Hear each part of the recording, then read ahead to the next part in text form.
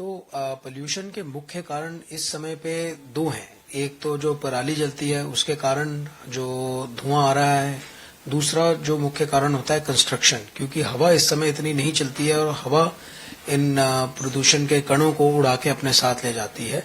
यदि हवा नहीं इतनी चलेगी और ये कण आते जाएंगे तो उसकी वजह से ये ज्यादा बढ़ेगा ही बढ़ेगा और हमारी हवा की जो क्वालिटी है, जो एयर क्वालिटी इंडेक्स जिसे हम कहते हैं, वो बढ़ता है। दूसरा एक और जो चीज है कि जैसे थोड़ी थोड़ी सर्दी बढ़ने लगती है, कई लोग आग जलाते हैं या इस तरीके की चीजें जिसमें धुआं ज्यादा बनता है वो ज्यादा होने लगती हैं, तो उसके कारण भी हमारा प्रदूषण इस समय पे ज्यादा हो जाता है।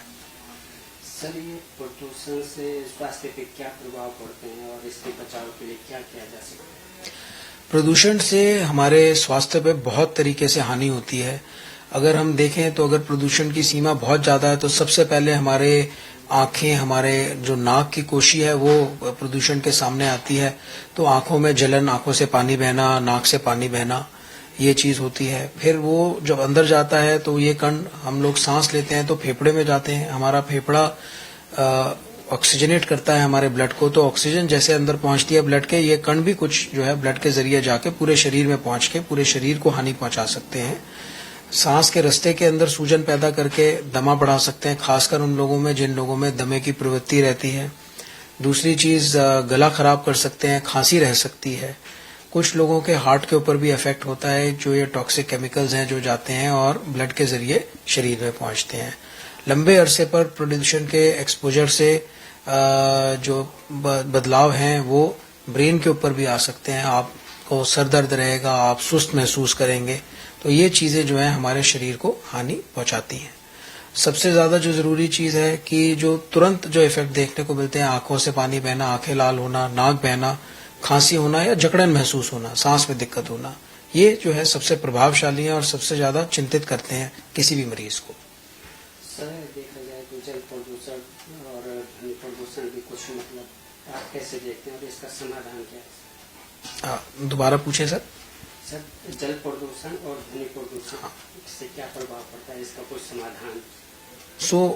जल प्रदूषण और ध्वनि प्रदूषण जो है ये दोनों काफी जरूरी हैं, क्योंकि जल अगर हमारा प्रदूषित होगा तो तरीके तरीके के पेट के इन्फेक्शंस लगेंगे। कई लोगों के अंदर डायरिया होना और हेपेटाइटिस होना ये उसकी वजह से हो सकता है।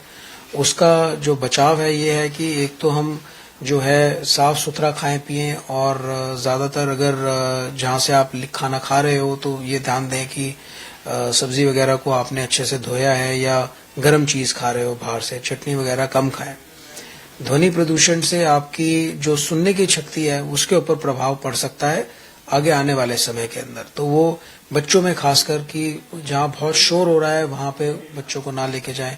कई बारी जहां कंस्ट्रक्शन चल रही होती है या तेज म्यूजिक बज रहा होता है वहां पे कई बच्चे एकदम स्पीकर के पास होते हैं, तो वो चीज गलत है, उससे उनके ऊपर काफी बड़ा प्रभाव पड़ सकता है।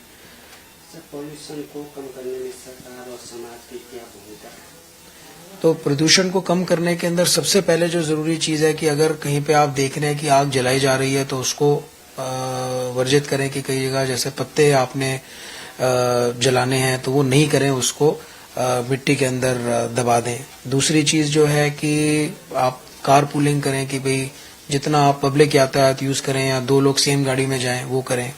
साफ व्हीकल्स जैसे कि हाइब्रिड व्हीकल, इलेक्ट्रिक व्हीकल, उसके ऊपर जोर ज्यादा दें। सरकार भी इसी चीज को ही इसी प्रस्ताव के साथ है कि भाई इलेक्ट्रिक व्हीकल्स ज्यादा करें। इस समय के ऊपर जो है आप अपनी गाड़ियां वगैरह कम निकालें और जो जितना हमारा जो ये शक्ति है कि भाई जो शक्ति के उपकरण है वो साफ शक्ति की तरफ जाएं, जैसे कि एटॉमिक एनर्जी या न्यूक्लियर एनर्जी, जहाँ की अगर हम कोयला जला के बिजली प्रोड्यूस कर रहे हैं वो चीज कम कर सकते हैं। दूसरा, हम लोग अपने उससे क्या कर सकते हैं कि इसके प्रभाव से बचने के लिए जो जो कर सकते हैं वो हमें करना चाहिए कि अगर हम बाहर निकल रहे हैं तो मास्क पहन के निकलें और जितना कोशिश करें इस समय पे बाहर क्रीड़ा की एक्टिविटी या एक्सरसाइज वगैरह को ना करें, जिससे कि आपकी इन कणों से एक्सपोजर लिमिटेड रहेगा। अगर आप ये वीडियो YouTube पर देख रहे हैं तो हमारे चैनल को सब्सक्राइब कर बेल आइकन दबाएं और Facebook पर देख रहे हैं तो हमारे पेज को लाइक करें।